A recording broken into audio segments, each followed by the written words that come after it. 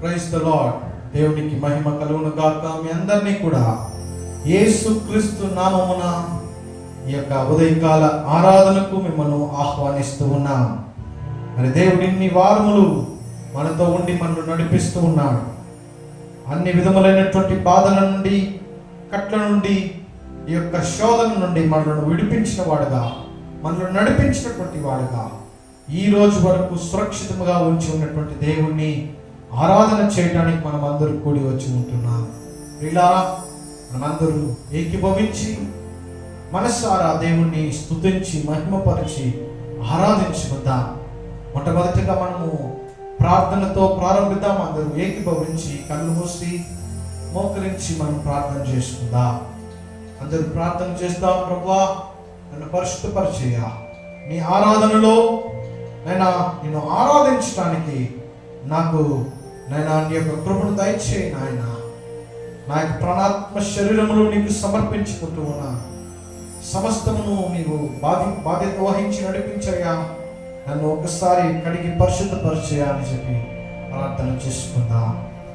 ప్రేమ నమ్మకమునకు కారణమైనటువంటి మా ప్రియ పరలోకపు తండ్రి, నాయన ఇన్ని వారములు గడపటానికి మాకు కృపను దయచేశాను. విశేషముగా ఈ యొక్క మే నెలలో 3 వారములు గడిపి ఈ 4వ ఆదివారములో అడుగు పెట్టడానికి కృపను దయచేసి ఉంటున్నావు. అందుని బట్టి మీకు వందనాలు చెల్లిస్తున్నాను. నేను విశేషముగా ఈరోజు ఆరాధిస్తున్నటువంటి మేము ఆత్మతోను సత్యముతోను నిన్ను ఆరాధించుటకు నైనా నీవు పరిశుద్ధులకు కనుక మేమును పరిశుద్ధముగా నిన్ను ఆరాధించుటకు నైనా మమ్మల్ని అందరినీ ఒక్కసారి కూడా నీ రక్తముతో ప్రోక్షించి కడిగి పరిశుద్ధపరచవలసిందిగా, నాయన మమ్మల్ని అందరినీ తగుదిపరచవలసినదిగా నీ దగ్గర మనవి చేసుకుంటూ ఉన్నా. ప్రభువా, ఈ యొక్క ఆరాధనలో పాడబోయే పాటలను, నీ యొక్క వాక్యములను ధ్యానిస్తుండగా నీ యొక్క పరిశుద్ధాత్మ దేవుడు మా మధ్య దిగి వచ్చి మాతో మాట్లాడవలసిందిగా, మా మధ్య నివాసము చేయవలసిందిగా మేము వేడుకుంటూ ఉన్నాం. నైనా ప్రతి ఒక్కరికి నీ యొక్క మాట స్వరము వినబడును గాక.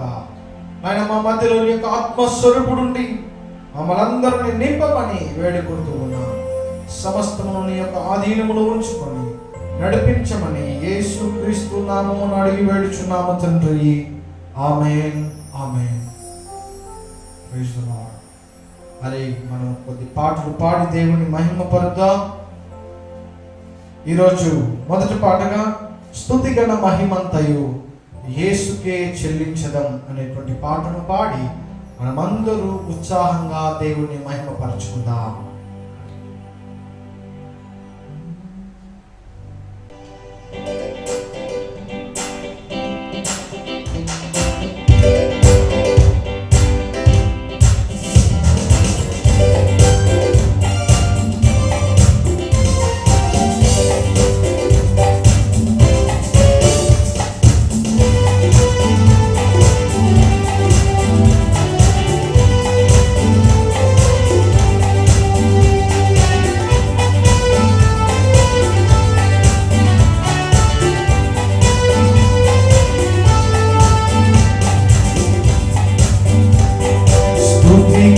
మహిమంతయు యేసుకే చెల్లించెదం. స్తుతిగణ మహిమంతయు ఘన యేసుకే చెల్లించెదం.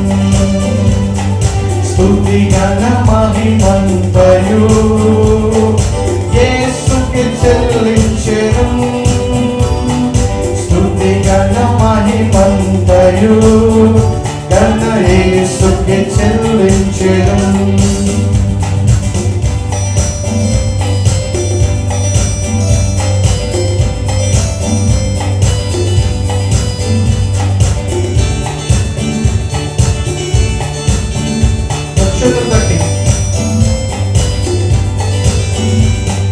దూతలారా స్తుతించుడి, దూత సైన్యమ స్తుతించుడి.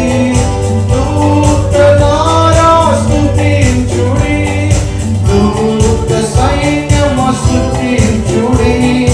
సూర్య చంద్రులారా స్తుతించుడి,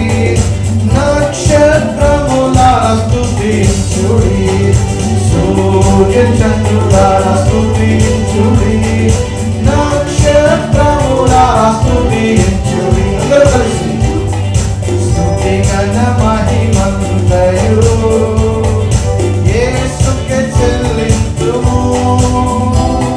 స్తుతి ఘన మహిమంతయు ఘన యేసుకే చెల్లింతుము.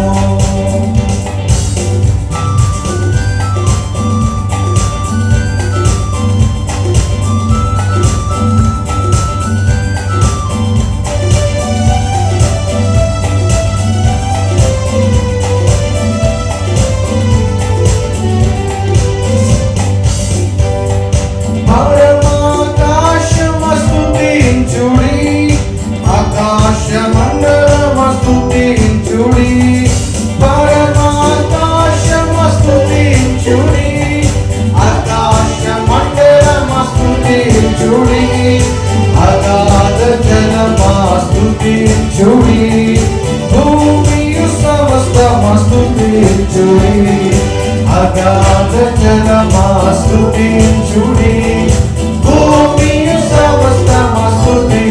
అందరూ కలిసి స్తుతి ఘన మహిమంతయు యేసుకే చెల్లింతుము.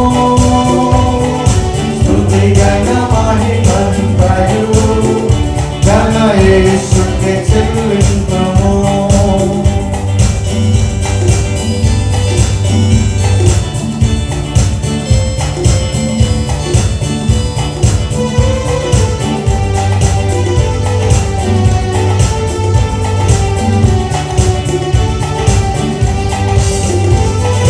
యవ్వనులు కన్యలు స్తుతించుడి, పిన్నలు పెద్దలు స్తుతించుడి.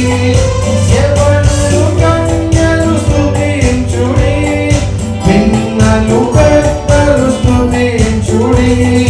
వృద్ధులు బాలురు స్తుతించుడి, నిత్యం యేసునామము స్తుతించుడి. వృద్ధులు బాలురు స్తుతించుడి, నిత్యం యేసునామము స్తుతించుడి. స్తుతి ఘన మహిమంతయు యేసుకే చెల్లింతుము. స్తుతి ఘన మహిమంతయు ఘన యేసుకే చెల్లింతుము. స్తుతి ఘన మహిమంతయు యేసుకే చెల్లింతుము. స్తుతి ఘన మహిమంతయు ఘన యేసుకే చెల్లింతుము.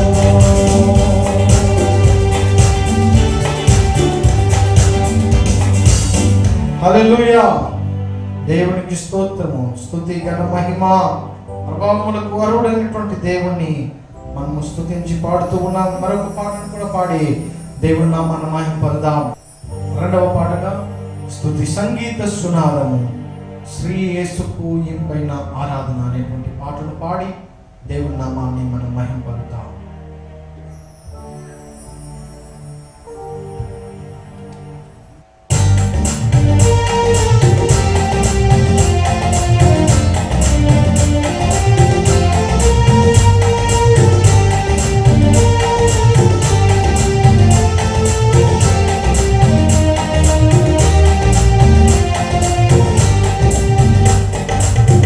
స్తుతి సంగీత సునాదము శ్రీ యేసుకి ఇంపైన ఆరాధన. స్తుతి సంగీత సునాదము శ్రీ యేసుకి ఇంపైన ఆరాధన. స్తుతి సింహాసనాసీనుడా శ్రేష్ఠ గీతము పాడెదను. స్తుతి సింహాసనాసీనుడా శ్రేష్ఠ గీతము పాడెదను. యోగ్యుడము ఓ గొర్రె పిల్ల, హోసన్నా హోసన్నా. అర్హుడము మా యేసు ప్రభు, హల్లెలూయా హల్లెలూయా. యోగ్యుడము ఓ గొర్రె పిల్ల, హోసన్నా హోసన్నా. అర్హుడము మా యేసు ప్రభు, హల్లెలూయా హల్లెలూయా. ప్రభావము యుగ యుగములు కల్గును నీకే మహిమయు ఘనతయు యుగ యుగములు కల్గును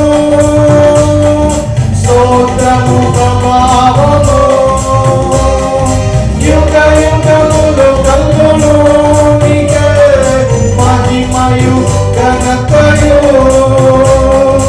యుగ యుగములు కల్గును.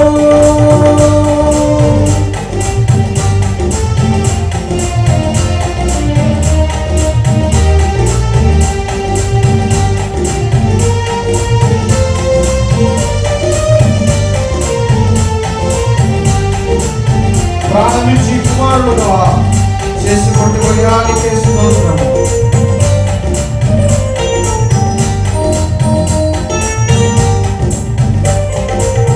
ప్రాణమిచ్చి కుమారులనుగా స్వీకరించితివి పరిశుద్ధులుగా స్వకీయ జనముగా సంపాదించితివి ప్రాణమిచ్చి కుమారులనుగా స్వీకరించితివి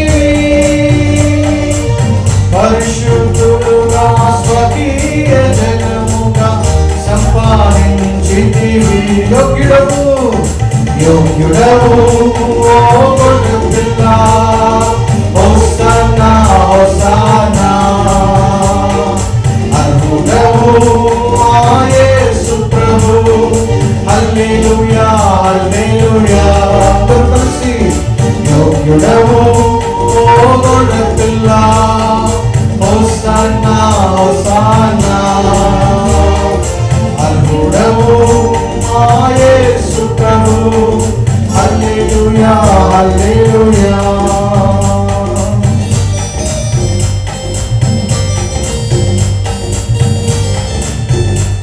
విశ్వాస ప్రేమ నిరీక్షణలతో నిబంధన ప్రజగా పరిశుద్ధాత్మతో అభిషేకించి మనము సాక్షులుగా చేసిన యోగ్యుడైనటువంటి దేవుని చూసి పాడుతున్నామా.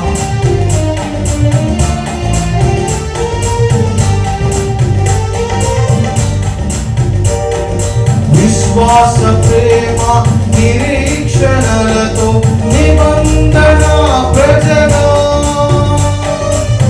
పరిశుద్ధాత్మతో అభిషేకించి సాక్షులు చేసితివే విశ్వాస ప్రేమ నిరీక్షణలతో నిబంధన ప్రజగా పరిశుద్ధాత్మతో అభిషేకించి సాక్షులు చేసితివి యోగ్యుడవు ఓ గొర్రెపిల్ల హోసన్నా హోసన్నా అర్హుడవు మా యేసు ప్రభు హల్లెలూయా హల్లెలూయా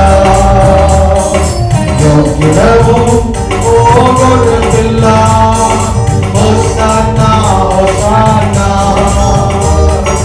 అర్హుడవు మా యేసు ప్రభు హల్లెలూయా హల్లెలూయా. స్తోత్రము ప్రభావము యుగ యుగములు కల్గును మహిమయు ఘనతయు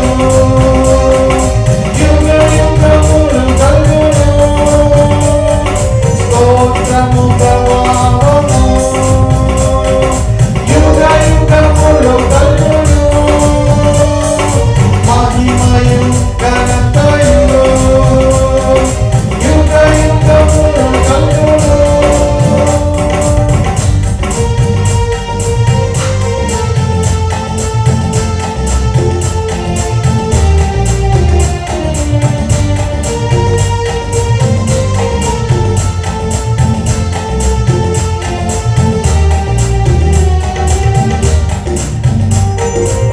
ప్రతి దేశములో ప్రతి భాషలలో ప్రతి జనాంగములో రాజులైన యాజక బృందం ఏర్పరుచుకొంటివే ప్రతి దేశములో ప్రతి భాషలలో ప్రతి జనాంగములో రాజులైన యాజక బృందం ఏర్పరచుకొంటివే. అందరూ కలిసి యోగ్యుడవు ఓ గొర్రెపిల్ల, హోసన్నా హోసన్నా. అర్హుడవు మా యేసు ప్రభు, హల్లెలూయా హల్లెలూయా. మరొకసారి కూడా యోగ్యుడవు ఓ గొర్రెపిల్ల, హోసన్నా హోసన్నా. అర్హుడవు మా యేసు ప్రభు, హల్లెలూయా హల్లెలూయా. స్తోత్రము ప్రభావము యుగ యుగములు కలుగును, మహిమయు ఘనతయు యుగ యుగములు కలుగును. స్తోత్రము ప్రభావము నీకే యుగ యుగములు కలుగును దేవా, మహిమయు ఘనతయు యుగ యుగములు కలుగును. స్తుతి సంగీత సునాదము శ్రీ పైన ఆరాధన. స్తుతి సంగీత సునాదము శ్రీ పైన ఆరాధన. స్తుతి సింహాసనాసీనుడా శ్రేష్ఠ గీతము పాడెదను. స్తుతి సింహాసనాసీనుడా శ్రేష్ఠ గీతము పాడెదను. యోగ్యుడవు ఓ గొర్రెపిల్ల, హోసన్నా హోసన్నా. అర్హుడవు మా యేసు ప్రభు, హల్లెలూయా హల్లెలూయా. యోగ్యుడవు ఓ గొర్రెపిల్ల, హోసన్నా హోసన్నా. అర్హుడవు మా యేసు ప్రభు, హల్లెలూయా హల్లెలూయా. మన దేవుడు యోగ్యుడు, మన దేవుడు స్తుతులకు పాత్రుడుగా ఉన్నాడు కనుక ఆ యొక్క దేవుడు స్తోత్రము ప్రభావము మహిమ ఘనత సమస్తమునకు అర్హుడైనటువంటి వాడుగా, స్తుతి సంగీత సునాదములకు వారసుడుగా ఉన్నటువంటి మన దేవుని అందరూ కూడా చేతులు తట్టి ప్రభువా, రాజుగా యాజకుడుగా మమ్మల్ని ఎన్నుకున్నావే, అందును బట్టి నీకు వందనాలయ్యా అని చెప్పి ప్రతి ఒక్కరు దేవుని చూసి చేతులు తట్టి దేవుని స్తుతిద్దాం. హల్లెలూయా. ఇంకొక దేవుడు గడిచిన వారమంతా మనను కనుపాపవలే కాచి నడిపించి ఉంటున్నాడు, మనను సురక్షితంగా ఉంచి ఉంటున్నాడు. ఏ యొక్క వ్యాధియో తెగులో మన ఇంటికి దగ్గర కూడా రానియకుండా మన ప్రతి ఒక్క ఇంటిని కూడా కంచె వేసి తన రక్తము చేత మనను ఇంతవరకు రక్షించి కాపాడేటువంటి దేవుడు మనతో ఉన్నాడు కనుక ఆయన హృదయాంతముడి దేవుని స్తుతిద్దాం, ఆయన మహిమపడదాం, ఆయన గణపడదాం, ఆయన నామమును చెప్పి ఆయన స్తుతిద్దాం. హల్లెలూయా హల్లెలూయా. యేసయ్యా నీకు స్తోత్రం స్తోత్రం స్తోత్రం నాయనా. నీకే మహిమ, నీకే ఘనత, నీకే ప్రభావం చెల్లించుకుంటూ ఉన్నాం. ఇమ్మానుయేలు దేవా నీకు స్తోత్రమయ్యా, ఎబెనేజరు దేవా నీకు స్తోత్రమయ్యా. మమ్మల్ని ఇంతవరకు రక్షించినటువంటి మా గొప్ప కాపరి నీకు స్తోత్రమయ్యా. మా వైద్యుడా, మా యొక్క అవసరములు తీర్చినటువంటి తండ్రి వలె ఆదరించి తల్లి వలె ప్రేమించినటువంటి దేవా నీకే స్తోత్రము స్తోత్రము స్తోత్రము నాయనా. హల్లెలూయా హల్లెలూయా. ప్రతి ఒక్కరు అలాగే కొద్దిసేపు దేవుని ఆరాధన చేసుకుందాం. మేము ఈ స్థలంలో మీరు మోకరించి దేవుని ఆరాధన చేయండి, లేదా లేచి నిలబడి దేవుని ఆరాధన చేయండి. దేవునికి ఆరాధన చేసే సమయముగా ఉన్నది కనుక విడుదలతో మనం ఆరాధించవలసినటువంటి వారముగా ఉన్నాము కనుక ఆయన ఆత్మ కనుక ఆత్మతోను సత్యముతోను ఆయన ఆరాధించవలసిన వారముగా ఉన్నాము కనుక ప్రతి ఒక్కరు కూడా హృదయాంతరం నుండి ఆయనను ఆరాధించబోతూ ఉన్నాం. మీ యొక్క చేతులను పైకెత్తి దేవుని చూసి ప్రభువా నీకే స్తోత్రం అని చెప్పి ఆ యొక్క దేవుణ్ణి మహిమపరిచి ఆరాధన చేసుకుందాం.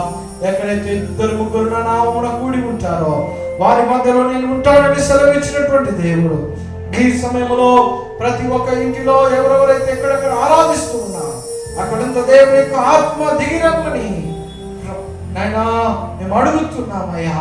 ఈ సమయంలో మన దేవుని పరిశుద్ధాత్మ మన మధ్యలో ఉన్నాడు కనుక అందరూ కూడా దేవుణ్ణి చూసి దేవునికి ఆరాధన చేద్దాం. హల్లెలూయా. అత్యున్నత సింహాసనముపై ఆసీనుడైనటువంటి దేవుణ్ణి అందరూ కలిసి స్తుతించి మహిమపరచుకుందాం. ఆయన ఒకడే అల్ఫా ఒమేగా, ఆది అంతమైనటువంటి ఆశ్చర్యకరుడైనటువంటి దేవుడు. ఆయన నామములను చెప్పి దేవుణ్ణి మహిమపరుదాం. హల్లెలూయా. అత్యున్నత సింహాసనముపై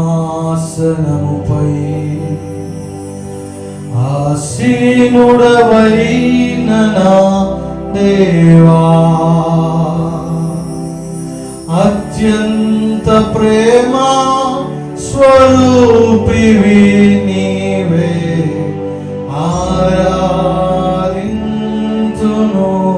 నిన్నే.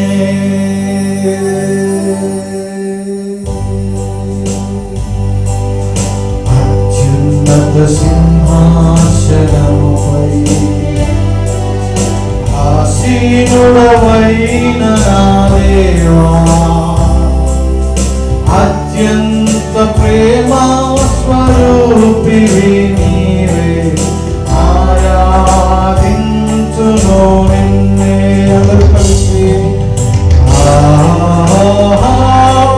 హల్లెలూయా, హల్లెలూయా,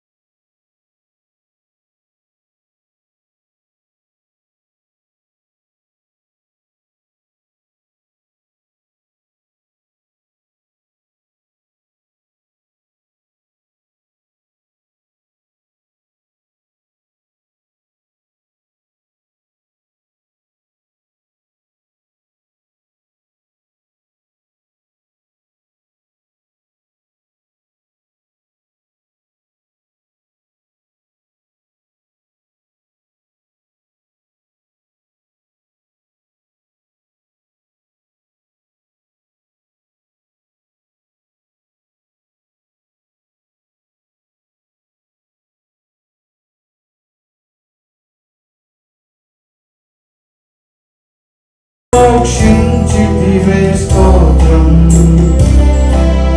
నీ రక్తమిచ్చి విమోచించినావే నా రక్షణకర్త స్తోత్రం. కృపా సత్య సంపూర్ణ స్తోత్రం, కృపతో రక్షించి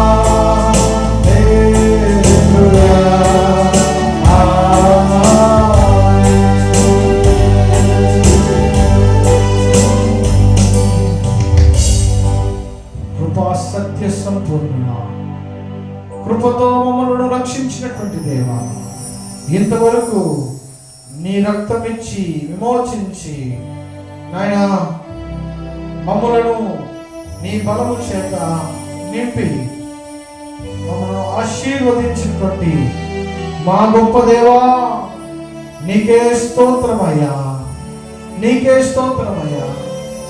అత్యున్నత సింహాసనముపై ఆసీనుడైనటువంటి దేవుని చూసి రెండు చేతులు పైకెత్తి దేవుని స్తుతిద్దామా? ప్రతి ఒక్కరు కూడా దేవుని చూసి ప్రతి ఒక్కరు రెండు చేతులు పైకెత్తి హల్లెలూయా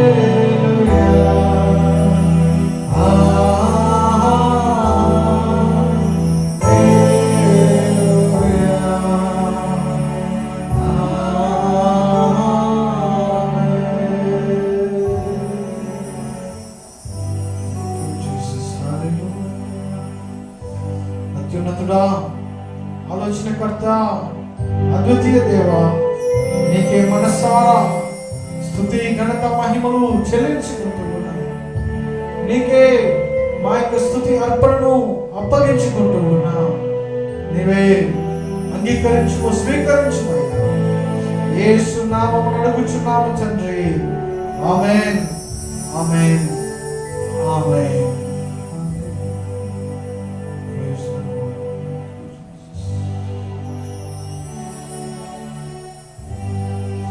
హల్లెలూయా, హల్లెలూయా.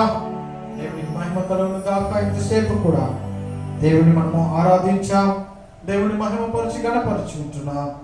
ఈ సమయంలో కూడా మనం కీర్తనలు చదువుకోబోతూ ఉన్నాం.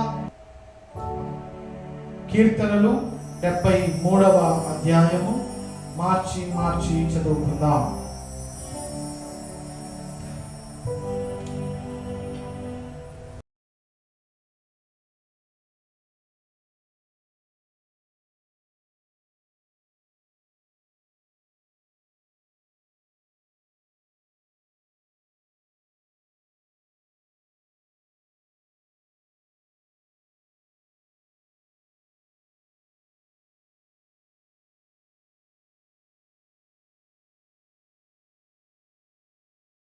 కీర్తనలు 73వ అధ్యాయం. ఆసాపు కీర్తన 1 నుండి 15 వరకు ఒకరి తర్వాత ఒకరు మార్చి చదువుకుందాం. ఇశ్రాయేలు ఎడల, శుద్ధ హృదయుల ఎడల నిశ్చయంగా దేవుడు దయాళుడై ఉన్నాడు. నా పాదములు జారుటకు కొంచెమే తప్పెను, నా అడుగులు జార సిద్ధమాయెను. భక్తిహీనుల క్షేమము నా కంటపడినప్పుడు గర్వించి వారిని బట్టి నేను మత్సరపడి తిని. మరణమందు వారికి యాతనలు లేవు, వారు పుష్టిగానున్నారు.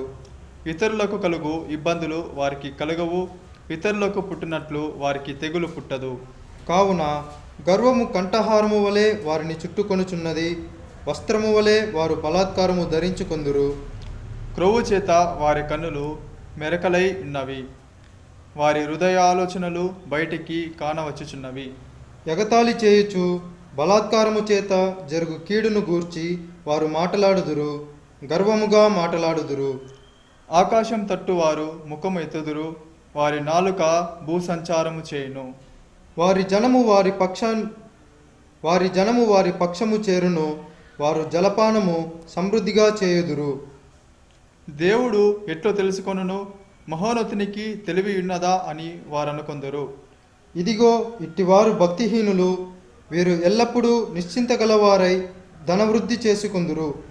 నా హృదయమును నేను శుద్ధి చేసుకొని ఇండుట వ్యర్థమే, నా చేతులు కడుగుకొని నిర్మూలనై ఇండుట వ్యర్థమే.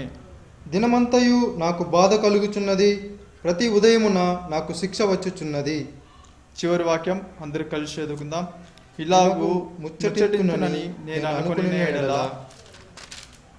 నేను నీ కుమారుల వంశమును మోసపుచ్చిన వాడనగుదును. ఆమేన్. ఆమేన్.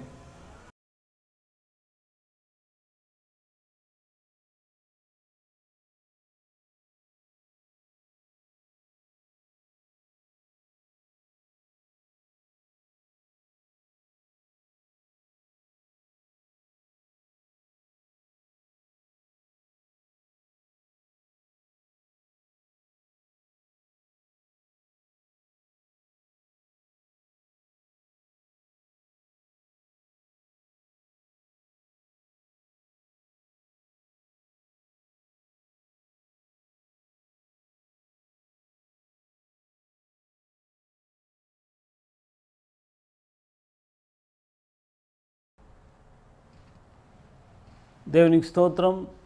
దేవుని పరిశుద్ధ నామానికి మహిమ కలుగును గాక. ఈ పునరుద్ధాన దినమునందు కూడా మనము దైవవాక్యాన్ని విందాం. మరి ఇంతవరకు కూడా దేవుడు మనల్ని నడిపించిన విధానమును బట్టి దేవునికి స్తోత్రం. మరి ఈరోజు కూడా జీవము గల దేవుని వాక్యాన్ని మనము విందాం. ఈరోజు ధ్యానమునకు మరి ఆది కాండము 16వ అధ్యాయంలో 8 నుంచి 13 వరకు మనము చదువుకుందాం. సారయి దాసివైన హాగరు, ఎక్కడి నుండి వచ్చితివి, ఎక్కడికి వెళ్ళుచున్నావని అడిగినందుకు, అది నా యజమానురాలైన సారయి యొద్ద నుండి పారిపోవచున్నానెనను. అప్పుడు యెహోవా దూత, నీ యజమానురాలి యొద్దకు తిరిగి వెళ్ళి ఆమె చేతి క్రింద అణిగి ఉండుమని దానితో చెప్పాను. మరియు యెహోవా దూత, నీ సంతానమును నిశ్చయముగా విస్తరింపజేసేదను, అది లెక్కింప వీలు లేనంతగా విస్తారమవునని దానితో చెప్పాను.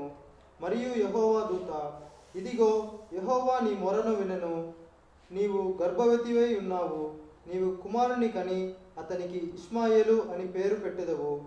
అతడు అడవి గాడిద వంటి మనుషుడు, అతని చెయ్యి అందరి చేతులు అతనికిని విరోధముగా ఉండును. అతడు తన సహోదరులందరి ఎదుట నివసించునని దానితో చెప్పగా, అది చూచుచున్న దేవుడవు నీవే అను పేరు తనతో మాట్లాడిన యెహోవాకు పెట్టెను. ఏలయనగా, నన్ను చూచిన వాణి నేనిక్కడ చూచి తిని గదా అని అనుకొనెను. చాలు. దేవునికి స్తోత్రం. దేవునికి ప్రియమైనటువంటి వారలారా, ఇక్కడ అబ్రాము భార్య అయిన సారాయి అతనికి పిల్లలు కనలేదు. ఆమెకు హాగరు అను ఐగుప్తురాలైన దాసి ఉండెను. ఆ యొక్క దాసి వలన పిల్లలు కనుక్కుందామని సారాయి తన భర్తతో చెప్పి ఆ హాగార్ని మరి తనకు భారీగా చేసింది. అలా చేసిన తర్వాత ఆమె గర్భవతి అయి మరి సారాయిని ఆమె సరిగా గౌరవించలేదు, మతించలేదు. మరి ఆమె విషయమై ఆమె ఏం చేసిందంటే, ఇదిగో మరి ఆమె వచ్చి మరి సారాయికి లోబడలేదు. ఆమెను అమర్యాదగా మరి మాట్లాడుతూ వచ్చింది అని మనం చూస్తూ ఉన్నాం. సారాయి గారు చెప్తూ ఉన్నారు, నీచమైన దానినైతినా, నీచమైనటువంటి విధంగా ఆమె చూసినట్లుగా మనం ఇక్కడ చూస్తూ ఉన్నాం. ఆ సమయంలో అబ్రాముతో కూడా మరి సారాయి ఈ విధంగా హాగారు ఈ విధంగా చేస్తూ ఉంది అని చెప్పినప్పుడు మరి అబ్రాము గారు చెప్తూ ఉన్నారు, నీ ఇష్టం వచ్చినట్లు నీవు చెయ్యి అని చెప్పినప్పుడు సారా ఆ యొక్క హాగార్ని శ్రమ పెట్టిన తర్వాత ఆమె తన ఇంట్లో నుంచి పారిపోవటం మనం చూస్తూ ఉన్నాం. దేవునికి ప్రియమైన వాళ్ళారా, సారాయి దాసి అయిన హాగారు మరి ఏం చేస్తూ ఉందంటే, ఎక్కడి నుండి వచ్చితివి, ఎక్కడికి వెళ్ళుచున్నావుని అడిగినందున అది నా యజమానురాలైన సారాయి యొద్ద నుండి పారిపోచున్నాను. కాబట్టి సారాయి యొద్ద నుండి నేను పారిపోతూ ఉన్నాను అని చెప్పి ఆ యొక్క దేవదూత అడిగినప్పుడు దానికి ఎలాగ చెప్తుంది. అప్పుడు యెహోవా దూత, నీ యజమానురాలి యొద్దకు తిరిగి వెళ్ళి ఆమె చేతి క్రింద అణిగి ఉండమని ఆమెతో చెప్పాను. ఇక్కడ దేవదూత హాగార్ని అడుగుతూ ఉన్నాడు. ఏమని అడుగుతున్నాడంటే, ఎక్కడికి వెళుతూ ఉన్నావు, నువ్వు ఎక్కడికి పారిపోతూ ఉన్నావు అని పరలోకములో నుంచి వచ్చినటువంటి దూత అడిగినప్పుడు, నేను సారాయి దగ్గర నుంచి నేను వెళ్ళిపోతూ ఉన్నాను, పారిపోతూ ఉన్నాను అని ఆమె జవాబు చెప్పడం చూస్తూ ఉన్నాం. కానీ ఇక్కడ దూత చెప్తూ ఉన్నటువంటి విషయం ఏమనగా, నీవు మరి ఆ సారాయి దగ్గరికి వెళ్ళి అణిగి ఉండాలి అని చెప్పి బుద్ధి చెప్తూ ఉన్నారు. కాబట్టి ఇక్కడ ఏం చూస్తూ ఉన్నామంటే, సారాయికి అతిశయం వచ్చింది, గర్వం వచ్చేసింది. తన యజమానురాల్ని అఘోరంగా మాట్లాడడం, మరి నేను ఇప్పుడు గర్భవతి అయినాను కదా అని అతిశయించడం వల్ల మరి సారాయి యొక్క హృదయంలో వేదన, బాధ కలిగింది. కానీ తన యజమానునికి చెప్పినప్పుడు, మరి నీ ఇష్టం వచ్చినట్లు నీవు నడుచుకో అని చెప్పినప్పుడు ఆ విధంగానే మరి ఆమెను నడిపించినప్పుడు ఆమె పారిపోతూ ఉంది. ప్రియమైన వారలారా, ఈమెలో మనం చూస్తూ ఉన్నటువంటి విషయం ఏమనగా, మరి ఆమెలో గర్వము, అతిశయాన్ని చూస్తూ ఉన్నాం.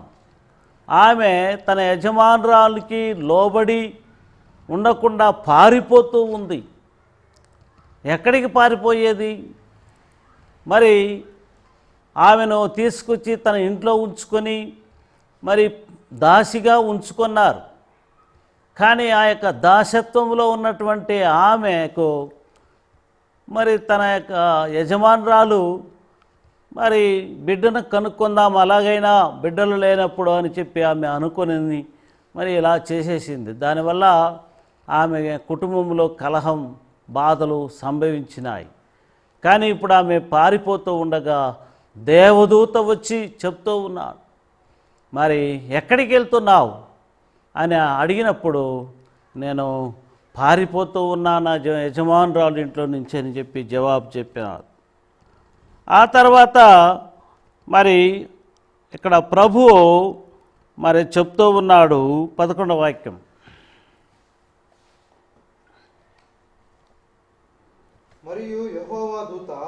మరియు యెహోవా దూత, ఇదిగో యెహోవా నీ మొరను వినెను, నీవు గర్భవతివై ఉన్నావు, నీవు కుమారుని కని అతనికి ఇష్మాయేలు అని పేరు పెట్టుదువు. కాబట్టి ఇష్మాయేలు గురించి ఇక్కడ చెప్పబడి ఉంది, నేను నిన్ను ఆశీర్వదిస్తాను, నిన్ను గొప్ప జనంగా చేస్తాను అని ఇలాగో అక్కడ ప్రభు చెప్పే విషయాలను మనం చూస్తూ ఉన్నాం. ఇప్పుడు ఆమె చెప్తూ ఉన్నది, ఏం చెప్తూ ఉంది ప్రభువుని గురించి అంటే, అది చూచుచున్న దేవుడవు నీవే అని పేరు తనతో ఏం చేస్తున్నాడు, మాటలాడిన యెహోవాకు పెట్టెను. చూస్తున్న దేవుడు, ఆమె యొక్క శ్రమను దేవుడు చూశాడు, ఆమె యొక్క కన్నీళ్లను దేవుడు చూశాడు. కాబట్టి ఆమె ఒక పేరు పెడతా ఉంది అక్కడ ప్రభువుకు, చూచుచున్న దేవుడు. ఆమేన్, హల్లెలూయా. ప్రియమైనటువంటి వారలారా, మరి ఆమె యొక్క బాధను దేవుడు చూశాడు. కాబట్టి ఈ రోజుల్లో నీవు శ్రమ పడుతూ ఉన్నావా, నీవు బాధపడుతూ ఉన్నావా, భార్యాభర్తల మధ్యలో కానీ పనిచేసే చోట్లో కానీ నీవు వేదన చెందుతూ ఉన్నావా, బాధపడుతూ ఉన్నావా? కానీ నిన్ను దేవుడు చూసేవాడుగా ఉన్నాడు. ప్రభువు నిన్ను చూసి నిన్ను దీవించేవాడుగా ఉన్నాడు. కాబట్టి ఈ యొక్క హాగారును దేవుడు దీవించిన విధానాన్ని మనము చూస్తూ ఉన్నాం. కాబట్టి ఇక్కడ దేవునికి ప్రియమైన వారలారా, మరి చూసే దేవుడు. అందుకు మరి 14వ వాక్యం చదువుకుందాం. అందుచేత నీట బుగ్గకు బెయేర్ లహాయి రోయి అను పేరు పెట్టబడింది అని పేరు పెట్టబడింది. ఇక్కడ ఆ నీటి బుగ్గ అక్కడ వచ్చినప్పుడు మరి దానికి ఒక పేరు పెడుతూ ఉన్నారు. హల్లెలూయా. కాబట్టి దేవునికి ప్రియమైన వారలారా, దేవుడు ఆమెకు మరి ఒక నీటి బుగ్గను చూపిస్తూ ఉన్నాడు. అది మాత్రం కాకుండా ఆమె యొక్క మరి వేదనకు ఒక మార్గాన్ని చూపిస్తూ ఉన్నాడు. నీవు వెళ్ళి తిరిగి నీ యజమానురాలికి లోబడి ఉండాలా, అణిగి మణిగి ఉండాలా అని చెప్పిన ప్రకారం ఆమె తిరిగి వెళ్తాం మనం చూస్తూ ఉన్నాం. కాబట్టి హాగారును చూసిన దేవుడు నిన్ను కూడా చూసి నీకు కూడా మేలు చేసేవాడుగా ఉన్నాడు మన దేవుడు. మన దేవుడు మనల్ని చూస్తున్నాడు. మరి కష్టాల్లో, నష్టాల్లో, బాధల్లో, ఇరుకుల్లో, ఇబ్బందుల్లో, అన్ని సమయాల్లో ఆయన మనల్ని చూస్తూ ఉన్నాడు. చూసే దేవుడు ఊరికే ఉండడు. ఆయన మనల్ని విచారించేవాడుగా ఉన్నాడు. హాగారును విచారించిన దేవుడు నిన్ను నన్ను కూడా విచారించి మరి ఈ యొక్క వారమంతా కూడా ఆయన మనం నడిపించగలిగినటువంటి దేవుడుగా ఉన్నాడని మరి దేవుని యొక్క వాక్యంలో మనం చూస్తూ ఉన్నాం. ఇంకా మరి యోబు గ్రంథం 1వ అధ్యాయం 21. నేను నా తల్లి గర్భములో నుండి దిగంబరినై వచ్చి తిని దిగంబరినై అక్కడికి తిరిగి వెళ్ళెదను. దిగంబరినై నేను అక్కడికి తిరిగి వెళ్ళెదను. యెహోవా ఇచ్చెను, యెహోవా ఇచ్చెను, యెహోవా తీసుకొని పోయెను, యెహోవా తీసుకొని పోయెను. యెహోవా నామమునకు స్తుతి కలుగును గాక. ఇక్కడ యోబు యొక్క జీవితాన్ని చూసినప్పుడు ఆయన దేవుని యందు భయభక్తులు కలిగిన వాడు. మరి ఆయన గురించి మొదటి వచనంలో మనం చూసినట్లయితే, ఊజు దేశమునందు యోబు అను ఒక మనుష్యుడుండెను. అతడు యథార్థవర్తనుడును న్యాయవంతుడనై దేవుని యందు భయభక్తులు కలిగి చెడుతనమును విసర్జించినవాడు, భక్తిపరుడు. ఇలాంటి భక్తి కలిగినటువంటి ఆయనకు వచ్చి మరి 7 కుమారులు 3 కుమార్తెలు ఉన్నారు. 7,000 గొర్రెలను, 3,000 మరి ఒంటెలను, 500 జతల ఎడ్లను, 500 ఆడుగాడిదలను కలిగి బహుమంది పనివారును అతనికి ఆస్తిగా నుండెను. కాబట్టి ఇలాగో ఆస్తిపరుడుగా ఉండినాడు. కానీ మరి ఏమైందంటే మరి అపవాది చేత ఆయన శోధింపబడినాడని చూస్తూ ఉన్నాం. ఇక్కడ 21వ వాక్యంలో మనం చూసినప్పుడు మరి ఆయనకు అన్నీ పోగొట్టుకున్నాడు. బిడ్డలను, మరి ఆస్తిని కోల్పోయి మరి అలాంటి పరిస్థితిలో మరి ఆయన చెప్తూ ఉన్నాడు. మరి ఒకే మాట, నేను నా తల్లి గర్భములో నుండి దిగంబరినై వచ్చి దిగంబరినై అక్కడికి తిరిగి వెళ్ళెదను. యెహోవా ఇచ్చెను, యెహోవా తీసుకొని పోయెను. యెహోవా నామమునకు స్తుతి కలుగునుగాక. కాబట్టి ఇక్కడ అన్నీ పోయినాయి. ఆయనకు ఒక శోధన వచ్చింది. ఆ శోధనలో మరి అన్నీ పోగొట్టుకున్నాడు. ప్రసంగి చెప్తున్నాడు. కాబట్టి మనము ఏమి తీసుకొని రాలేదు, ఏమి తీసుకొని పోలేదు అంటున్నాం. కాబట్టి యోబు చెప్పే విషయం చూసినప్పుడు ఆయన అన్నీ పోగొట్టుకున్నా కానీ దేవుడు ఇచ్చినాడు, దేవుడు తీసుకున్నాడు, దేవునికి స్తోత్రమని చెప్తూ ఉన్నాడు. అంటే ఆయన యొక్క విశ్వాసానికి ఒక పరీక్ష. ఆయన విశ్వాసములో మరి స్థిరముగా నిలిచి ఉన్న భక్తుడుగా కనిపిస్తూ ఉన్నాడు. కాబట్టి ఇక్కడ ప్రభు తీసుకున్నాడని చెప్తూ మరి ఏ పాపము చేయలేదు. యోబు ఏ పాపము చేయలేదు. దేవుడు అన్యాయము చేసినని చెప్పలేదు. దేవుడు అన్యాయం చేసినాడని కూడా ఏం చేయలేదంట. ఇంత నష్టమైపోయినా కానీ ఆయన తన హృదయములో ఏ తప్పిదము చేయనివాడుగా కనిపిస్తూ ఉన్నాడు. కాబట్టి ఆయన వచ్చినప్పుడు ఏమీ తీసుకొని రాలేదు, వెళ్ళేటప్పుడు కూడా ఏమి తీసుకొని పోమని చెప్తూ ఉన్నాడు. కాబట్టి దేవునికి ప్రియమైన వారలారా, ఈ లోకంలో మనము ఆస్తి సంపాదిస్తూ ఉన్నాం.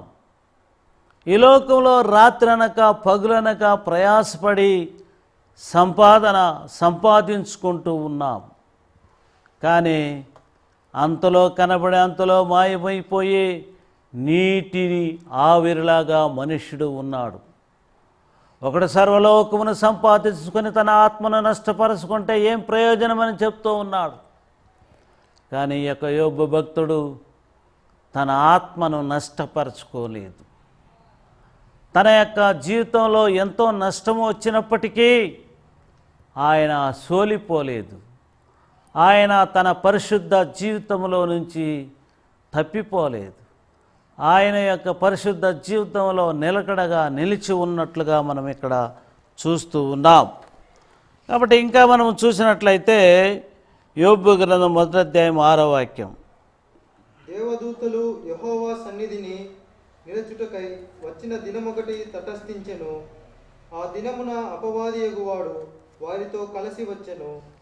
యెహోవా, నీవు ఎక్కడి నుండి వచ్చితివని వానిని అడుగగా, అపవాది, భూమి మీద ఇటు అటు తిరుగులాడుచు ఇందులో సంచరించుచు వచ్చితినని యెహోవాకు ప్రత్యుత్తరమిచ్చెను. చాలు. మరి దేవునికి ప్రియమైనటువంటి వారులారా, ఇక్కడ మనము చూస్తూ ఉన్నాము. మరి దేవదూతలు యెహోవా సన్నిధిని నిలుచుటకై వచ్చిన దినమొకటి తటస్థించెను. పరలోకములో దేవుడు ఉన్నాడు. ఆ యొక్క యెహోవా సన్నిధిలో మరి దేవదూతల మధ్యలో ఒకడు వస్తూ ఉన్నాడు. ఆ దినమున అపవాదియగు వాడు వారితో కలిసి వచ్చెను. ఆ దూతలతో కూడా అపవాది అనేవాడు మరి దేవుని యొక్క సన్నిధిలోనికి వెళ్ళాడు. అంటే పరలోకములోనికి వెళ్ళిన వాడుగా ఉన్నాడు. వాడు ఎవడంటే అపవాది. అపవాది అంటే ఎవరు? సాతానుడు. ఈ సాతానుడు దేవుని సన్నిధికి వెళ్ళిన తర్వాత మరి ప్రభువుని ఒక మాట ప్రభు ఆయన్ని అడుగుతూ ఉన్నాడు. నీవు ఎక్కడ నుండి వచ్చితివని వారిని అడుగగా, అపవాదిని ప్రభు అడుగుతున్నాడు, నువ్వు ఎక్కడి నుండి వచ్చినావు అని అడిగినప్పుడు ఆయన చెప్తున్నాడు. ఏమని చెప్తున్నాడు చూడి. భూమి మీద ఇటు అటు తిరుగులాడుచు అందులో సంచరించుచు వచ్చితినని యెహోవాకు ప్రత్యుత్తరం ఇచ్చెను. వాడు ఈ భూలోకములో అటు ఇటు తిరుగుతూ వచ్చాడు. దేవునికి ప్రియమైన వారలారా, ఈ అపవాది అనేవాడికి లోక అధికారి అని పేరు ఉంది.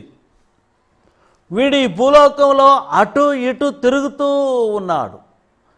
అంటే ఈ భూలోకంలో ఎవరెవరు ఎలాంటి వాళ్ళు అని అపవాదికి బాగా తెలుసు. కాబట్టి ప్రభు అడుగుతున్నాడు, మరి ఈ భూలోకంలో ఎవరున్నారు? చదువు. అందుకు యేసు, నీవు నా సేవకుడైన యోబు సంగతి ఆలోచించితివా అని అడుగుతూ ఉన్నాడు.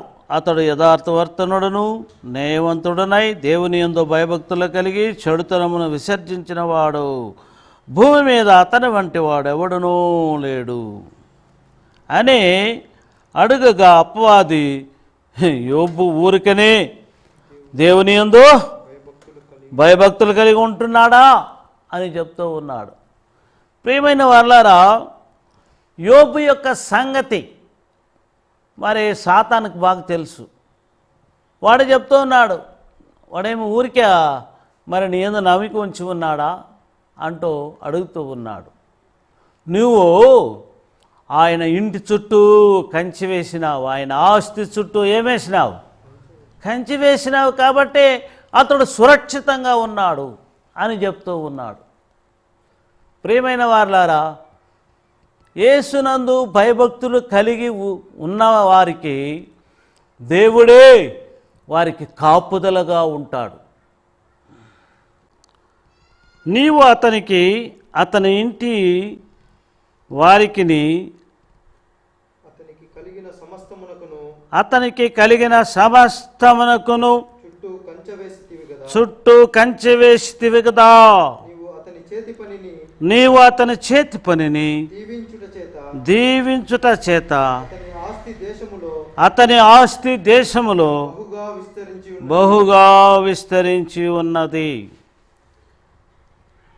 కాబట్టి దేవుడు తన ఇంటి వారికిని అతనికి కలిగిన సమస్త ఆస్తి చుట్టూ కూడా దేవుడు కంచె వేసి ఉన్నాడని ఇక్కడ మనము చూస్తున్నాం. దేవునికి ప్రియమైన వారలారా, ఈ యొక్క అపవాది మరి దేవుని యొక్క సన్నిధిలోనికి వెళ్ళినాడు. వాడు అపవాది అంటే ఒకసారి నేను మీకు తెలియచేస్తాను. అపవాది అనేవాడు మరి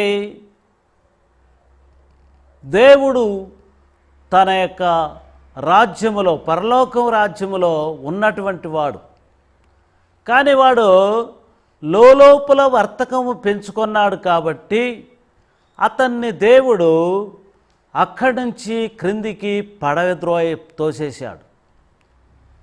ఎప్పుడైతే ఆ యొక్క మహిమరాజ్యములో నుంచి క్రిందికి త్రోసివేశారో అప్పటి నుంచి వాడు దేవునికి విరోధంగా క్రియ చేయడానికి ప్రారంభమైనాడు. వానికి దేవుడు సకల జ్ఞానమును ఇచ్చాడు, సర్వాధికారమును ఇచ్చాడు. కాబట్టి వాడు ఈ యొక్క భూలోకములో మరి అధికారము కలిగినటువంటి వాడుగా ఉండినాడు. చూడండి, యేసుక్రీస్తు వారు ఈ లోకములో ఆయన 40 రోజులు అరణ్యములో శోధింపబడుతున్నటువంటి సమయంలో యేసు ప్రభువుని అపవాది మరి ఆ 3 శోధనలను శోధించాడు. నీవు కానీ నాకు మ్రొక్కినట్లయితే మరి సమస్తమును నేను ఈ యొక్క లోక మహిమను నేను నీకు ఇస్తాను అని చెప్తూ ఉన్నాడు. అట్లంటే అర్థమేమనగా మరి లోక అధికారము కలిగిన వాడుగా ఉన్నాడు. వాని చేతిలో అధికారం ఉంది కాబట్టి ఆ యొక్క అధికారమును కలిగినటువంటి వాడుగా ఉన్నాడు. కాబట్టి యేసు ప్రభువుని అలా ప్రశ్న వేశాడు. కానీ యేసుక్రీస్తు వారు వానికి సాగిలపడి మ్రొక్కలేదు. వారిని దేవుని వాక్యం చేత ఎదిరించాడు. యేసు ఈ లోకంలోనికి ఎందుకు వచ్చాడంటే అపవాది చేతిలో ఉన్న అధికారాన్ని తిరిగి సంపాదించుకోవడానికి, తిరిగి మనకు ఇవ్వడానికి. ఆ యొక్క మరి ఆదాము అవ్వకు దేవుడు అధికారం ఇచ్చాడు, సర్వలోకం మీద అధికారాన్ని ఇచ్చాడు. కానీ అపవాది వారిని మోసం చేశాడు. వాళ్ళు అధికారాన్ని పోగొట్టుకున్నారు. ప్రభు మరి ఈ భూలోకాన్ని మీరు ఏలండి అని చెప్పాడు. ఏలే అధికారం ఇచ్చాడు ప్రతి దాని మీద కూడా. కానీ ఇక అధికారాన్ని ఆదాము అవ్వ పోగొట్టుకున్నారు ఆ రోజు. ఆ పోగొట్టుకున్నటువంటి అధికారమును తిరిగి సంపాదించి మానవులైన మనకు ఇవ్వడానికి యేసుక్రీస్తు వారు 2000 సంవత్సరాల క్రితం ఈ భూలోకానికి వచ్చారు. కాబట్టి ప్రియమైన వారు అపవాది ఆనాడు దేవుని సన్నిధిలోనికి వెళ్ళి మరి ప్రభు అడుగుతున్నటువంటి విషయానికి జవాబు చెప్తున్నాడు. కానీ ఇప్పుడు మరి నీవు వారిని కాసినావు కదా, కాపాడుతున్నావు, కంచె వేసినావు అని చెప్తూ సరే దేవుడు వానికి అధికారం ఇచ్చాడు. కానీ వాని ప్రాణం తీయడానికి అధికారం ఇవ్వలేదు. వాడు ఇష్టం వచ్చినట్లు యేసు ప్రభు కనుక మరి యోబును శోధిస్తూ ఉన్నాడు. తన పిల్లలు 10 మంది చనిపోయినారు. తన ఆస్తి అంతా కూడా నష్టమైపోయింది. ఒక్కొక్కరు వచ్చి ఒక్కొక్క సమాచారం చెప్తున్నారు. సుడిగాలి వచ్చింది, మరి ఈ విధంగా మరి ఆస్తి అంతా నష్టమైపోయిందని ఒక్కొక్కరు వచ్చి ఒకటి చెప్తున్నారు. తన బిడ్డలంతా కూడా చనిపోయినారు. ఇలాంటి పరిస్థితుల్లో ఆయన యొక్క శరీరం అంతా కూడా వ్యాధి వచ్చింది.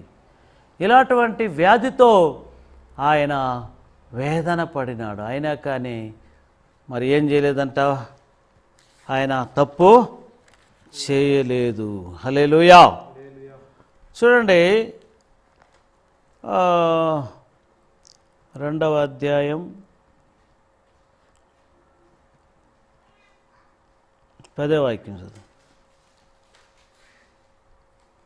దేవుని దూషించి మరణము కమ్మనెను అందుకతడు మూర్ఖురాలు మాట్లాడునట్లు నీవు మాట్లాడుచున్నావు. మనము దేవుని వలన మేలు అనుభవించుదుమా, కీడును మనము తగదా అనెను. ఈ సంగతులలో ఏ విషయమందును యోబు నోటి మాటతోనైనను పాపము చేయలేదు. యోబు నోటి మాటతో నైనను పాపము చేయలేదు. తన భార్య చెప్తూ ఉంది, ఇంకేమి అన్నీ పోగొట్టుకున్నావా, అన్నీ పోయింది, దేవుడు దేవుడు అంటావే, దేవుణ్ణి దూషించి జీవాన్ని ప్రాణాన్ని విడిచిపెట్టేయని చెప్పి తన సొంత భార్య చెప్తూ ఉంది. అయినా కానీ ఆయన ఏ తప్పు చేయలేదు. హల్లెలూయా. కాబట్టి దేవునికి ప్రియమైన వారలారా, ఇక్కడ మరి సాతానుడు దేవుని సన్నిధిలోనికి వెళ్ళినప్పుడు ప్రభు అడుగుతున్నాడు, ఎక్కడ నుండి వచ్చినావంటే భూలోకమంతా కూడా తిరుగులాడుతూ అటు ఇటు తిరుగుతూ వస్తూ ఉన్నానని చెప్తూ ఉన్నాడు. కాబట్టి ఈ లోకంలో అటు ఇటు వాడు తిరిగేవాడుగా ఉన్నాడు. ఈ లోకములో యేసునందు విశ్వాసం ఉంచినటువంటి ప్రతి ఒక్కరిని వాడు చూస్తూ ఉన్నాడు. ఎవరిని కూడా వాడు చూడకుండా ఉండడు. అదే సమయంలో ప్రభువు కూడా మనల్ని చూసేవారుగా ఉన్నారు. హాగర్ను చూసిన దేవుడు నన్ను కూడా చూసేవాడుగా ఉన్నాడు. కాబట్టి ప్రియమైన వారలారా, ఇక యోబును దేవుడు దృష్టించిన వాడుగా ఉన్నాడు. యోబుని మరి దేవుడు మరి శోధనల నుంచి తప్పించే దేవుడుగా ఉన్నాడని ఇందులో మనం చూస్తూ ఉన్నాం. కాబట్టి దేవునికి ప్రియమైన వారలారా, యోబు చెప్తూ ఉన్నాడు, మనం ఈ భూలోకానికి ఏమి తీసుకొని రాలేదు, మరి పోయేటప్పుడు ఏమి తీసుకొని పోలేము అని చెప్తూ ఉన్నాడు. కాబట్టి దేవునికి ప్రియమైనటువంటి వారలారా, ఈ లోకంలో మనము జీవించే సమయంలో మనము తీసుకొని పోయేది మరి ప్రభు చెప్తున్నాడు, నేను ఇదిగో త్వరగా వచ్చుచున్నాను, ప్రతి ఒక్కరికి జీతం నా యొద్ద ఉంది అంటున్నాడు. మంచి చేసిన వారికి మేలును, కీడు చేసినటువంటి వారికి శిక్ష మాత్రమే ఉంది. కావున మనం ఈ లోకంలో జాగ్రత్త కలిగి, విశ్వాసం కలిగి, భక్తి కలిగి మనము జీవించాలని ప్రభు సెలవిస్తూ ఉన్నాడు. యోబులాగా మనము కూడా మరి దేవునికి భయపడి, దేవుని యందు భయభక్తులు కలిగి యథార్థవంతులుగా జీవించడానికి మనము ప్రయత్నం చేసి ఆ యొక్క యోబు యొక్క రెండంతల ఆశీర్వాదం ఆయన సంపాదించుకున్నాడు. ఆ విధంగా మనము కూడా రెండంతల ఆశీర్వాదాన్ని ఆయన ఇవ్వడానికి కృపగల దేవుడుగా ఉన్నాడు. పరలోకంలో కూడా ఆయన తన యొక్క మహిమ కిరీటాన్ని మనకు ఇచ్చేవాడుగా ఉన్నాడు. కాబట్టి అది దృష్టిలో ఉంచుకొని మనము భక్తి కలిగిన వారుగా జీవిస్తాం. కాబట్టి ఇంకా కూడా మనము దేవుని వాక్యాన్ని చదువుకుందాం. దేవునికి స్తోత్రం. 2 రాజులు 5:25. అతడు లోపలికి పోయి తన యజమానుని ముందుర నిలువగా ఎలీషా వానిని చూచి, గెహజీ, నీ వెచ్చట నుండి వచ్చితవని అడిగినందుకు వాడు, నీ దాసుడైన నేను ఎచ్చటికిని పోలేదనెను. నీ దాసుడనైనా నేను ఎక్కడికే పోలేదో ఎచ్చటికిని పోలేదు అని చెప్తున్నాడు. ఇక్కడ దేవుని దాసునికి శిష్యుడుగా ఉన్నటువంటి వాడు ఎవరు? గేహజీ శిష్యుడుగా ఉన్నాడు. ఇప్పుడు ఒక ఆయన వచ్చాడు. ఎవరు ఆయన అంటే సిరియా రాజు సైన్యాధిపతి అయిన నయామానును ఒకడుండెను. అతని చేత యెహోవాయే సిరియా దేశమునకు జయము కలుగుజేసి ఉండెను. కనుక అతడు తన యజమానుని దృష్టికి గనుడై దయ పొందినవాడాయను. అతడు మహాపరాక్రమశాలి అయ్యుండెను. ఇక్కడ మరి మహాపరాక్రమశాలి అయినటువంటి మరి ఈయన ఎలాంటి వాడుగా ఉన్నాడని చెప్పినట్లయితే ఆయన కుష్ఠరోగిగా ఉన్నాడు, ఆ సైన్యాధిపతి నయామాన్. కాబట్టి అక్కడ ఒక చిన్న అమ్మాయి, మరి చెరపట్టబడినటువంటి ఒక అమ్మాయి వాళ్ళ ఇంట్లో పనిచేస్తున్నప్పుడు మా యొక్క దేశంలో మరి దైవజనుడు ఉన్నారు, ఆయన దగ్గరికి వెళ్ళు, దీనికి ఒక మార్గాన్ని చూపిస్తారని చెప్పినప్పుడు మరి ఆయన మరి వస్తూ ఉన్నాడు. ఎవరి దగ్గరికి వస్తున్నాడు? ఎలీషా దగ్గరికి, దైవ సేవకుడైనటువంటి ఎలీషా దగ్గరికి వచ్చి మరి ఆలోచన అడుగుతున్నాడు. మరి ఆయనకున్న కుష్ఠరోగాన్ని పోగొట్టాలని అడిగినప్పుడు నువ్వు నదిలోనికి, యోర్దాను నదిలోనికి వెళ్ళి అక్కడ ఏం చేయాలి? 7 సార్లు మునగమని చెప్పినప్పుడు ఆయనకు కోపం వచ్చింది. మా దేశంలో లేదా దీనికంటే మంచి నదులు ఉన్నాయి అని చెప్పి ఇలాగన్నాడు. కానీ ఆఖరికి అతడు 7 సార్లు మునిగినప్పుడు తన వ్యాధి, కుష్ఠ వ్యాధి పోయింది. చిన్న బిడ్డ లాంటి శరీరం ఆయనకు కలిగింది. ఇప్పుడు ఆయన పరిహారాలు తెచ్చినాడు, బంగారు మరి అన్నీ తీసుకొచ్చాడు. మరి అది ఇవ్వడానికి మరి వస్తే ఆ దైవజనుడు వద్దని చెప్పి తిరిగి పంపించేశాడు. కానీ ఇక గేహజీ ఏం చేశాడంట?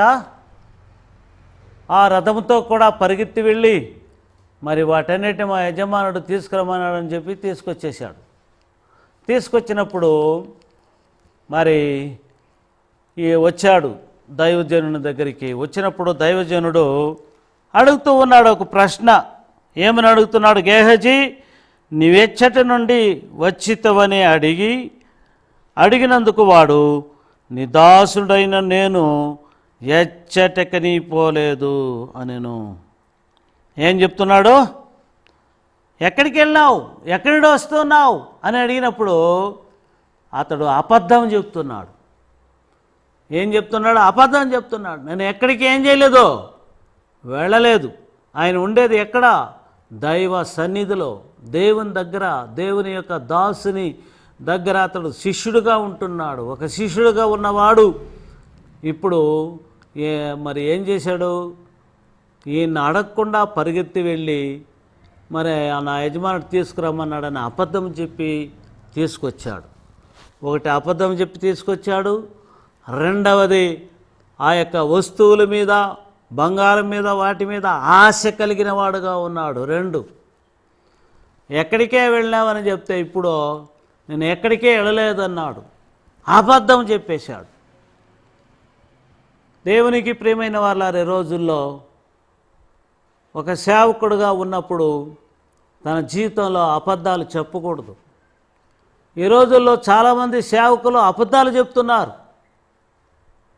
కానీ ప్రభు చెప్తున్నాడు, పిరికివారు, అవిశ్వాసులు, అసహ్యులు, నరహంతకులు, వ్యభిచారులు, మాంత్రికులు, విగ్రహారాధికులు అగ్నిగంధకు మండి గుండములో పాలు పొందుతారు. ఇది రెండవ మరణం. అబద్ధం చెప్పేవాళ్ళు రెండవ మరణమైన నరకంలోనికి వెళ్ళేవారుగా ఉన్నారని ప్రకటన గ్రంథములో మనము చూస్తూ ఉన్నాం. ప్రియమైనటువంటి వారలారా, మరి చాలామంది సేవకులు ఈ రోజుల్లో మరి ఇలాంటి జీవితం కలిగిన వారుగా ఉన్నారు. కానీ మనం దేవునికి భయపడి జీవించాలి. విశ్వాసులు కూడా అంతే. అబద్ధాలు చెప్పకూడదు, ఆశపడకూడదు. దురాశ గర్భము ధరించి పాపము కనగా పాపము పరిపక్వమై మరణమును కనెను. కాబట్టి ఆశ ఉండకూడదు.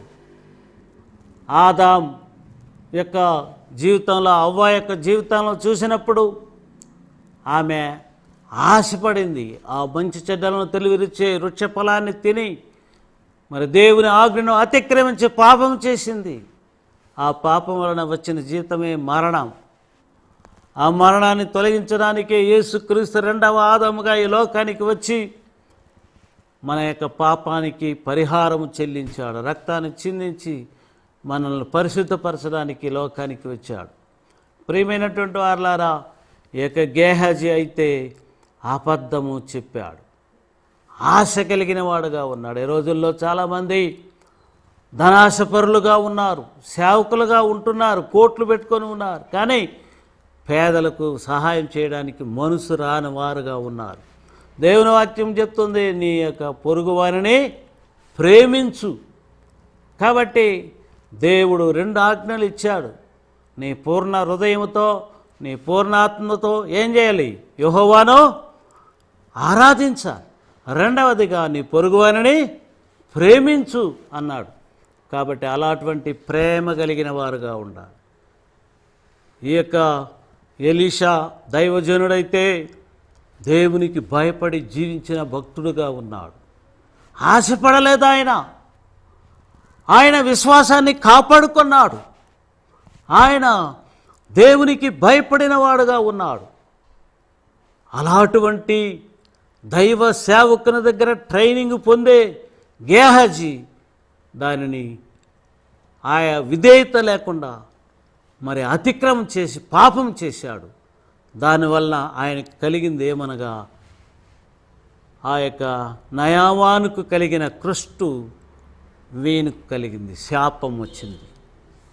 ఆయనకు మాత్రం కాదు, వారి తరానికే దేవుడు శాపాన్ని ఇచ్చాడని మనం చూస్తూ ఉన్నాం. హల్లెలూయా, దేవునికి స్తోత్రం. మరియు యోనా 1:8, కాబట్టి వారు అతని చూచి, ఎవరిని బట్టి ఈ కీడు మాకు సంభవించెనో, నీ వ్యాపారం ఏమిటో, నీవెక్కడి నుండి వచ్చితివో, నీ దేశమేదో, నీ జనమేదో, ఈ సంగతి అంతయు మాకు తెలియజేయమనగా. దేవునికి ప్రియమైనటువంటి వారలారా, ఇక్కడ యోనా అనే భక్తుడు ఉన్నాడు. ఈయన ఒక సేవకుడు. మరి యెహోవా అతనికి ప్రత్యక్షమై ఇలాగు సెలవిచ్చెను, నినెవే పట్టణమున దోషము నా దృష్టికి ఘోరమాయను గనుక నీవు లేచి నినెవే మహాపట్టణమునకు పోయి దానికి దుర్గతి కలుగునని ప్రకటింపము అని ప్రభువు ఈ యొక్క యోనా ప్రవక్తకు చెప్తూ ఉన్నాడు. కానీ యోనా ప్రవక్త ఏం చేశాడంటే, మరి ఆయన అక్కడికి పోవడానికి ఇష్టపడలేదు. ఎందుకంటే ప్రభు చెప్తున్నాడు, నా దృష్టికి ఘోరమాయను. ఆ యొక్క నినెవే పట్టణంలో ఉన్నటువంటి ప్రజల యొక్క పాపం దేవుని సన్నిధిలోనికి చేరింది.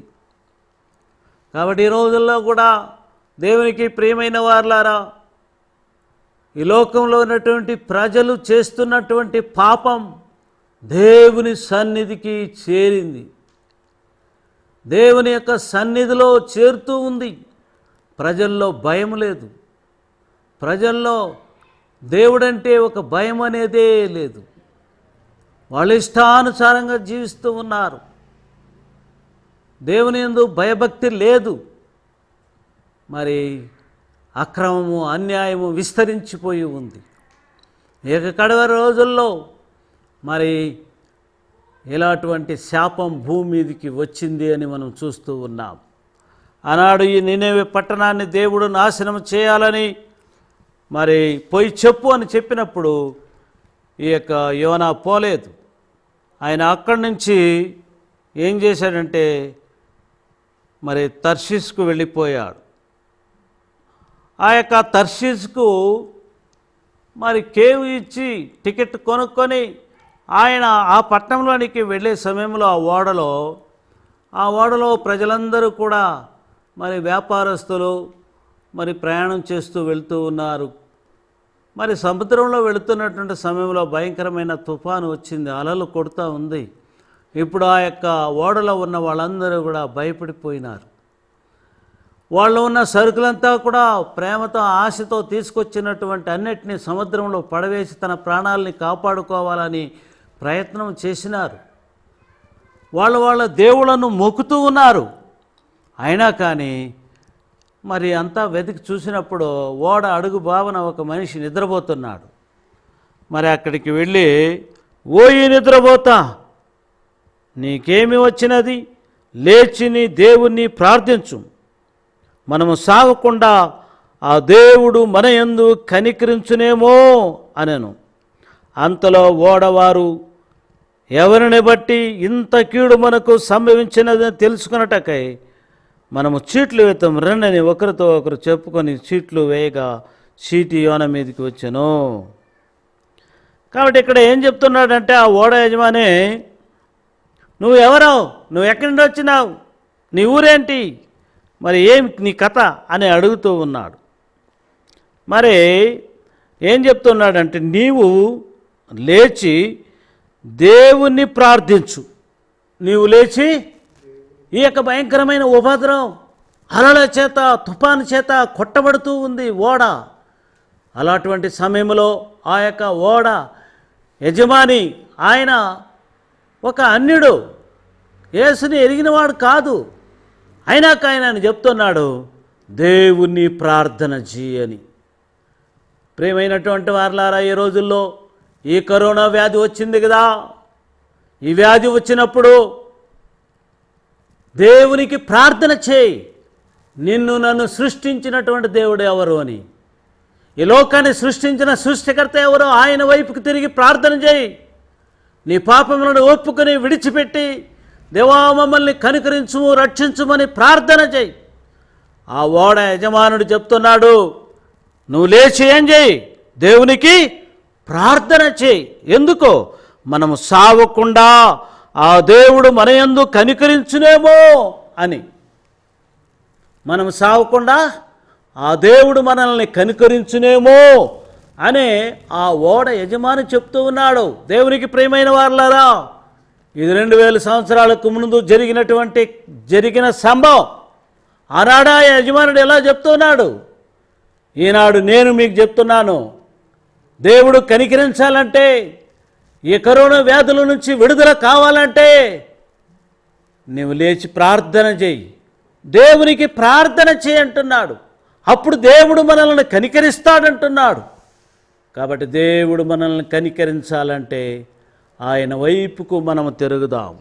దేవునికి ప్రియమైన వారలారా, ఈ యొక్క యోనా దేవుని సన్నిధిలో నుంచి పారిపోతూ ఉన్నాడు.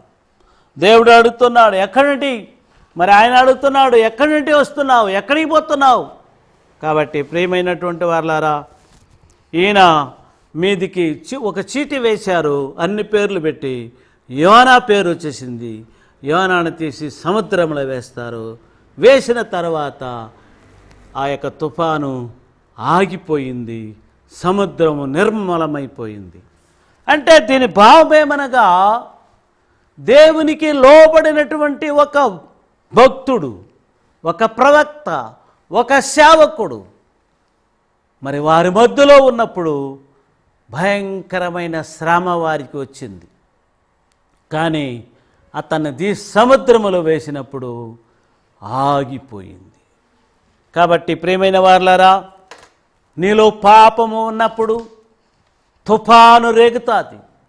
నీలో పాపం ఉన్నప్పుడు శ్రమ నీకు వస్తుంది.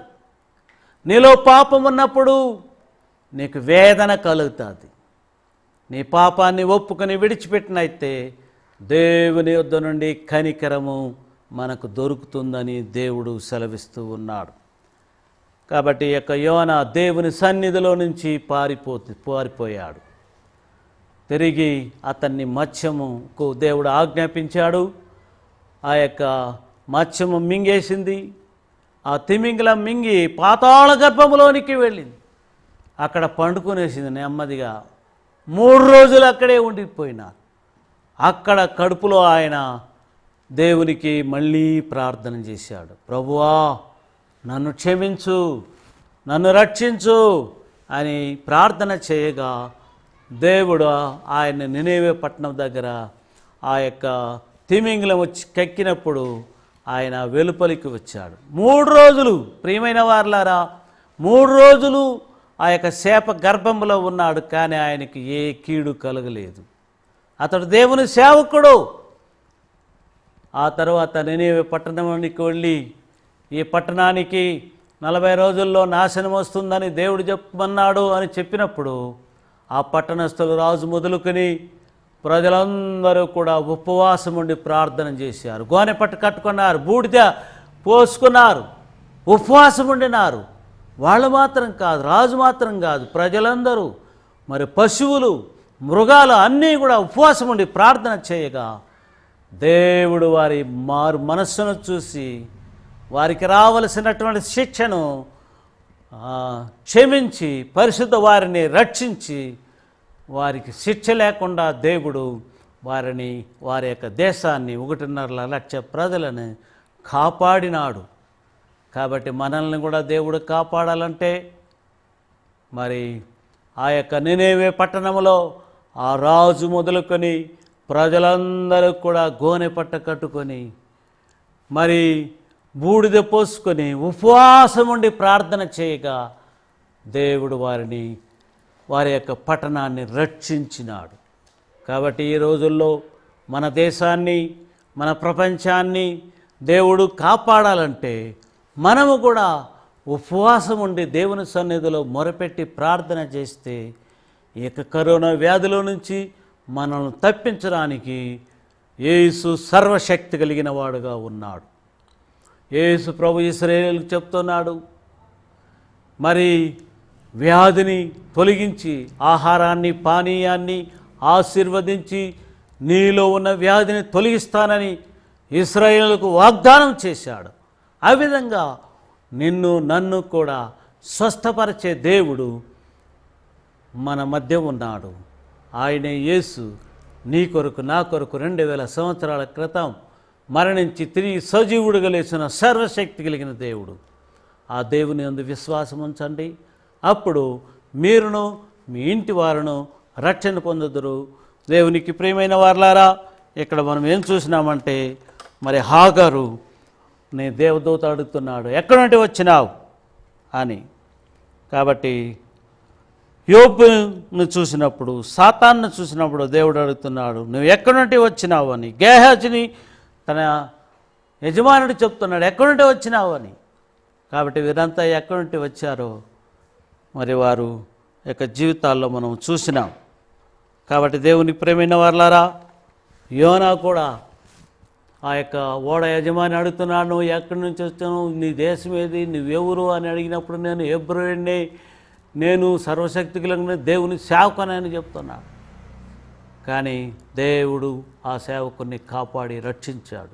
నన్ను కూడా కాపాడడానికి మన యేసు కృపగల వాడుగా ఉన్నాడు. మరి దేవుడు ఈ వచనములను ఆశీర్వదించి మనలందరినీ ఈ యొక్క వారమంతా కాసి నడిపించబోతున్నాడు. కావున దేవుడు మనల్ని దీవించి ఆశీర్వదించునుగాక. ఆమేన్. హల్లెలూయా.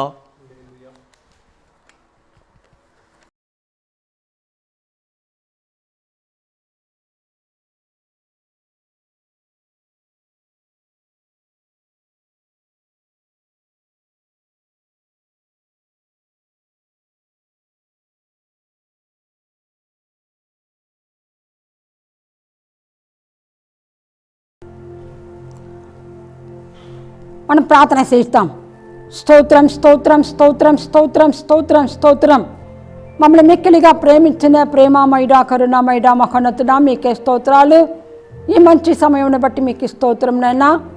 ఈ సమయంలో కూడా ఈ ఆరాధన ప్రారంభం నుండి ఇంతదాకా మా మధ్యలో ఆత్మ దేవుడిగా ఉండి నడిపించిన విధమును బట్టి మీకు స్తోత్రం నైనా. ముఖ్యంగా కీర్తన భాగముతో మాట్లాడిన విధమును బట్టి స్తోత్రము, వాక్య భాగమును బట్టి మీకు స్తోత్రమునైనా. ఆఖరి రోజుల్లో ఉన్న మేమందరి కూడా ప్రభువా మీ సత్యానికి లోబడి నడవడానికి సహాయం చేయండి. ముఖ్యంగా ఆగారు గురించి చూసినాము. ఆగారులో ఉన్న గర్వము నాలో మాలో ఎవరికి కూడా ఉండకుండా మీరు సహాయం చేయండి. అవును ప్రభువా, ఆ యోబుకి విరోధముగా సాతాను లేచి వచ్చేటప్పుడు ఎన్నో శోధనలు, ఇరుకులు, శ్రమలు వచ్చినాయి. అప్పుడు కూడా ప్రభువా ఆ సాతానికి ఆయనలో ఉన్న చెడ్డ బుద్ధి మాకు కూడా ఎవరికి ఉండకుండా మీరు మాకు సహాయం చేయండి. అదే కాకుండా ఆ యోబు ఎన్నో శ్రమలు వచ్చేటప్పటికి కూడా ఆ సైతాన్ని ఎదిర్చి ఇంకా కూడా జయ జీవితము, ఓర్పు, విశ్వాస జీవితము చేసిన విధముగా మేము కూడా ప్రభువా జయ జీవితము చేయడానికి సహాయం చేయండి.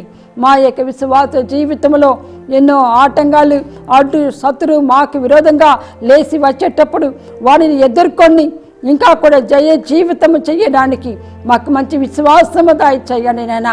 అదే కాకుండా ఆ కేఎస్సి జీవితంలో చూసేటప్పుడు లోక ఆశలకు లొంగిపోయినాడు, డబ్బు ఆశకి లొంగిపోయినట్టు ప్రభు ఆ శాపాన్ని సంపాదించుకునే విధముగా మేము కూడా ఎవరు అటువంటి శాపాన్ని ప్రభువా అది పొందుకోవడానికి ఇంకా కూడా ఆ శాపాన్ని ప్రభువా తీసివేసి నీ యొక్క భయము భక్తిలో నడవడానికి సహాయం చెయ్యని నాయన.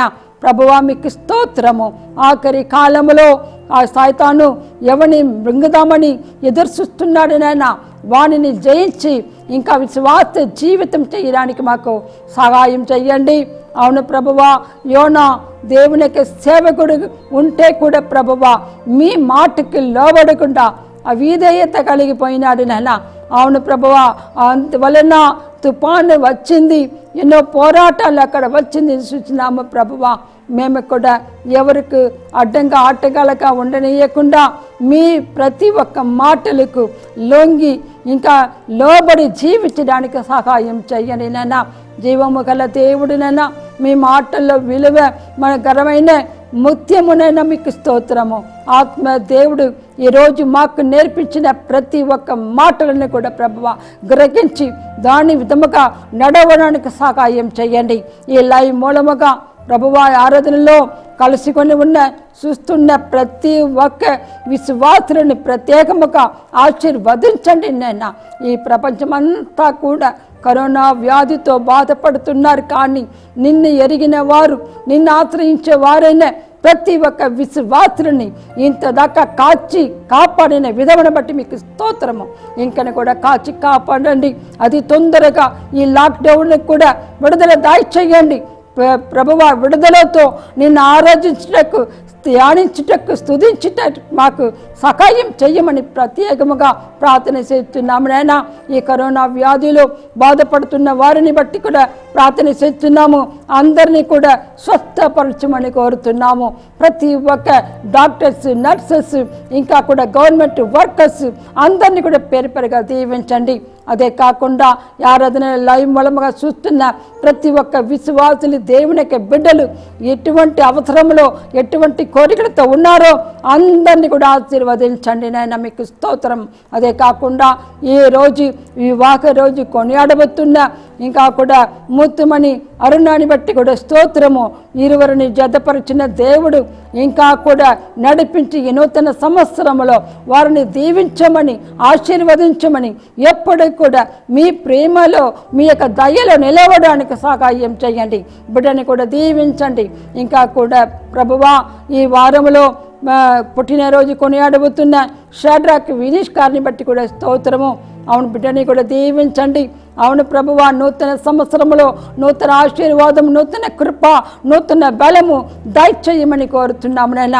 దయగా ఇచ్చిన భార్య బిడ్డలని కూడా దీవించండి నాయన.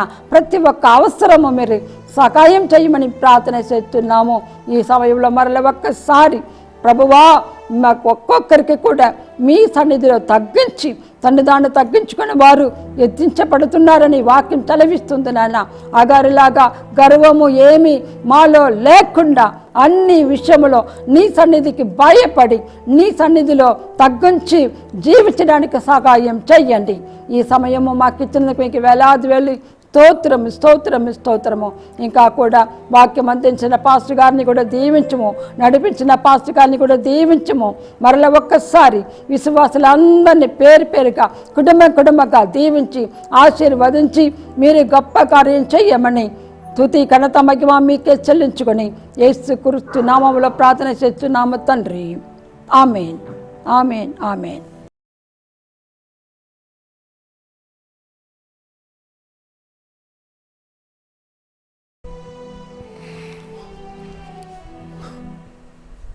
నా ప్రాణమా యెహోవాను సన్నతించుము, నా అంతరంగ సంస్మాని పరిశుద్ధ నామమును సన్నతించుము. నా ప్రాణమా యెహోవాను సన్నతించు, ఆయన చేసిన ఉపకారములను దేనిని మరువకుము. ఆమేన్. ప్రభు అయిన యేసుక్రీస్తు వారి కృప, దేవుని యొక్క ప్రేమ, పరిశుద్ధాత్మ యొక్క సహవాసం ఇప్పుడు ఎల్లప్పుడూ మనకందరికీ సదాకాలం తోడై ఉండునుగాక. ఆమేన్. హల్లెలూయా హల్లెలూయా. దేవునికి స్తోత్రం. అందరికీ వందనాలు. Praise the lord. దేవుడు దేవుడు మిమ్మల్ని అందరినీ కూడా ఆశీర్వదించును గాక. ఆమేన్. ఆమేన్.